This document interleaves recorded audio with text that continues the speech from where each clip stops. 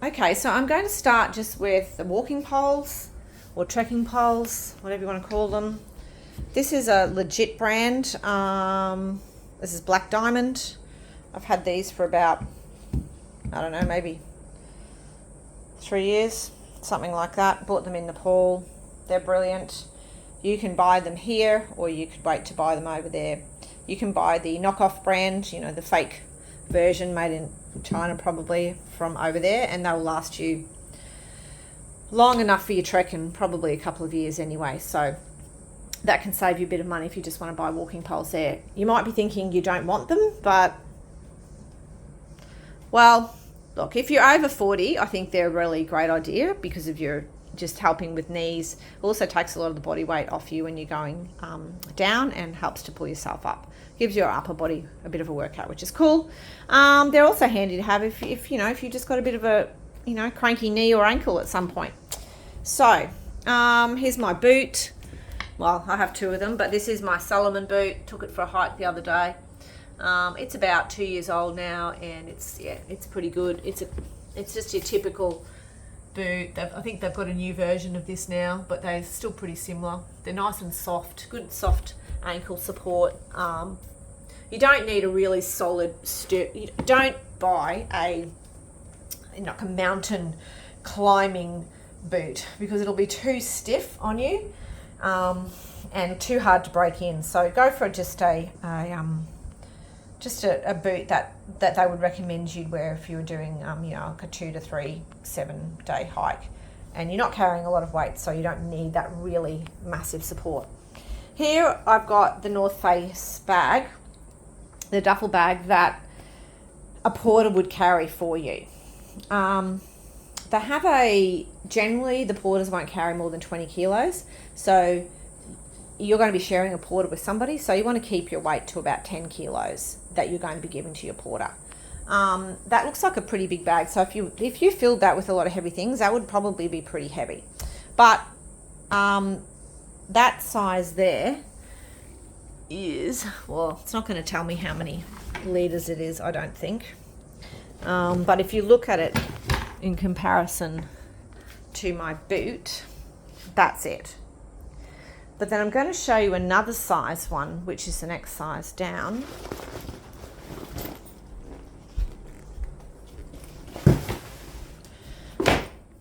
And that would probably fit all of your stuff in as well. You can see that it's smaller. If I put it next to that one. Okay. Or you can go with just your traditional hiking pack and put all of your stuff in that. So that's probably not a huge thing to have to worry about until we actually get there and we see how much stuff you've got. And then we can buy these for about $15 to $20 in Kathmandu. And you can pick the size that suits you. And then what the porters do is they just tie the two of them together, yours and another person's, and then they strap them onto their head strap, and they'll carry the two together. So that's why it's good to keep it to around 10 kilos of all that stuff. Okay, the other thing that, talking about packs, is you'll have a day pack, which is what you will carry. And this is just a typical Osprey day pack. It's 20 litres. It's a couple of years old now. I'd recommend you buy a pack that is very comfortable for you and the right back length for you. So from shoulder to hips, so that you can have a good hip support and a waist belt, sort of waist hip belt they call it. You don't have to have Osprey brand, but it seems to be pretty popular in hiking shops in Australia. It's got a little bit of air support here, so fresh, you can keep a bit of space, breathing space between your back and your backpack. It's also got a hydration, so you can put a bladder in there and use like a camelback style if you want to drink like that, if that's what you're used to drinking when you're hiking. I don't tend to use that in Nepal. I tend to use water bottles. So you can buy these in Nepal really, really cheap. This is a legit brand one, so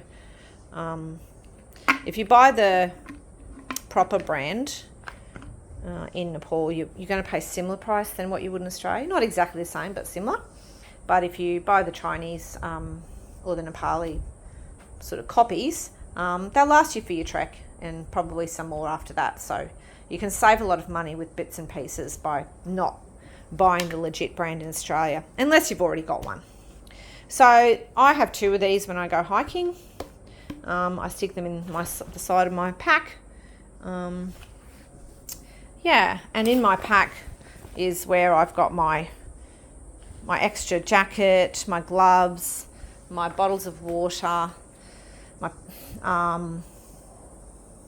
maybe some snacks, and my maybe my passport, that sort of thing that I want to keep with me all the time. The things that I would want to access that I don't want to have to go chasing my porter down for, that I would need with me. Okay. And one of the other things, this is a little thermos. I really love having just a small thermos that I can stick some hot water in the morning and sip on it along the way, or even overnight. You know, it's not a necessity. We're not going to be going up to really high altitudes where it's super cold. So yeah, you don't have to do that. If you're not feeling well, sometimes hot water is good, but it's not going to be ridiculously cold because it's October. And like I said, we're not going too high. You will need a head torch. It's not as necessary as it used to be because there's a lot more lighting and solar lighting available in a lot of the lodges now. But you always bring a head torch just in case for some reason you end up hiking in the dark. For who knows what sort of reasons there might be. And it is absolutely essential that you have that. Bring over your spare batteries, but don't put them in your head torch until you arrive in Nepal, because quite possibly you'll bump the button or something and then it'll be flat. I take a Leatherman just because it's got so many bits and pieces and tools and stuff that I can use. But yeah, as long as one of us in the group's got one, it's good enough. Don't go buying a Leatherman just for the trip. Also binoculars. If you want, you can bring binoculars. They're just a good idea. But like I said, there's another weight to carry. Don't buy them if you don't have them, unless you're just really excited. Hopefully I'll have mine. And this is an oximeter, which I will bring. You don't need to have this. I'll have this. And this is really just for me to use to test your oxygen levels in case you're concerned at all. You won't really need that in Namche, but it's just interesting to look at it. Yeah, so all you do is you just put your finger on it, hold it for until it beeps, and then it will actually read your oxygen saturation levels. And it will be interesting for you to see, you know, the difference between what you would have as a normal oxygen saturation at sea level and what you'll have at 3,500 meters. Yeah, and then I think I'll just talk about, this is a bedding and sleeping wise.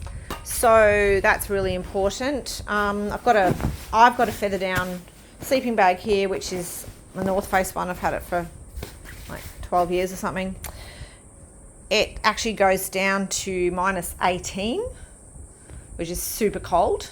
Yeah, I think you'll be fine if you get one that's going to be comfortable down to, you know, -5, -8, something like that. You do need to have a comfort level below 0 though. Okay. You can also get a liner to put in it. This one it's called Thermalite. It's made by Cedar Summit, and we've had it for a while, you can see. And they just added a couple of extra degrees onto the warmth of your sleeping bag. They're also good to keep your sleeping bag clean, and sometimes you might actually just hop in that first, throw the sleeping bag over the top of you, and then during the night zip up your sleeping bag once you start to get colder. Then of course you can take your own travel pillow if you want, if you're fussy like me. This one is a really cool one. It's some American brand I got, but Cedar Summit do a few different versions. Yeah, they do have pillows in the trail in the trekking lodges, so there will be something provided. It just depends if you're like to cuddle something. And I'm just looking around if there's anything else. Oh yeah. So the other thing is the water sterilization. So this is the SteriPen, which is a UV light that we have used for the last, like, I don't know, 11 years or something. I think they've got a slightly different version of it now. But basically what it is you've got, just a second, I have to pop this down.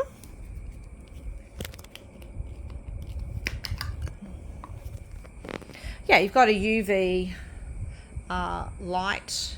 So it's got batteries in it, special batteries, and this here, you fill up your water container and you pop this in, press the button, leave it in there for, I think it's 60 seconds or 90 seconds, and it will kill 99% of all of the nasties in there for your water. So you can use that. I'll probably bring 2 of mine. I think some other people are just going to use the MicroPure tablets. You can just use boiling water if you're happy with that. I probably wouldn't recommend you did that, being that it's your first time in Nepal. I would recommend that you use your sterilization process just to ensure that you're going to be well. You can buy the bottled water the whole time if you want. It's just more money and more rubbish, plastic bottles. So it's preferable if you don't do that. Yeah, so I think that's about all that I was going to show you today. There's a lot of stuff, a lot of info. And you can ask me, oh, one other thing. Ta-da!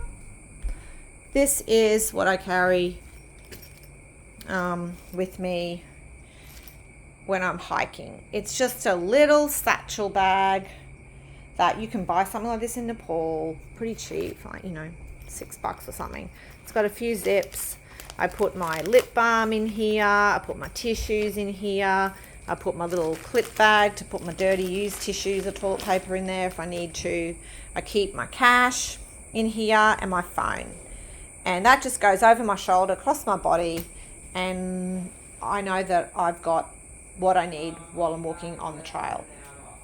Yeah, so that's a really practical little goodie to use when you're walking around. So, you do carry a bit of gear on you. You've got your clothing, you've got your trekking poles, you've got your backpack, and you've got your little satchel if you want to go with that. Or if you don't, you can just stick things in your pockets and things like that. I've just found that that's been really helpful over the years.